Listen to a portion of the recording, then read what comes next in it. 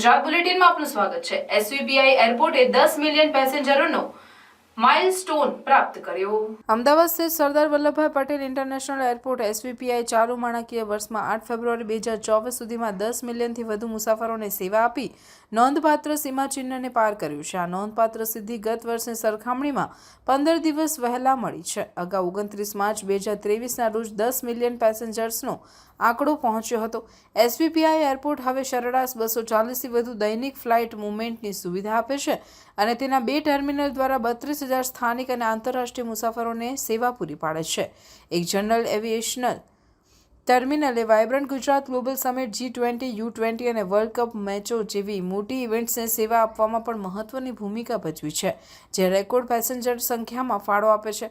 20 November 2023ના રોજ એરપોર્ટે 42,224 મુસાફરોને સેવા આપી, જ્યારે 19 નવેમ્બરના રોજ 40,801 મુસાફરો અને 18 નવેમ્બરના રોજ 38,723 મુસાફરોએ મુસાફરી કરી। 19 નવેમ્બર 2023ના રોજ 359 ફ્લાઇટ મૂવમેન્ટ સાથે સમાન સમયગાળા દરમિયાન સૌથી વધુ ફ્લાઇટ મૂવમેન્ટ રેકોર્ડ કરવામાં આવી હતી। પેસેન્જર્સનો વધારો હોવા છતાં સીમલેસ અનુભવ। પેસેન્જર ટ્રાફિકમાં ઝડપી વધારો થવા છતાં એસવીપીઆઈ એરપોર્ટે સીમલેસ મુસાફરીના અનુભવને પ્રાથમિકતા આપી છે। ઇન્ફ્રાસ્ટ્રક્ચરના વિસ્તરણને કારણે છેલ્લા 3 વર્ષમાં સ્થાનિક ટર્મિનલના વિસ્તારમાં 9,000 ચોરસ મીટર અને આંતરરાષ્ટ્રીય ટર્મિનલના વિસ્તારમાં 10,000 ચોરસ મીટરનો વધારો થયો છે, જેમાં અનેક ઇન્ફ્રાસ્ટ્રક્ચર ડેવલપમેન્ટ પ્રોજેક્ટ્સનો સમાવેશ થાય છે।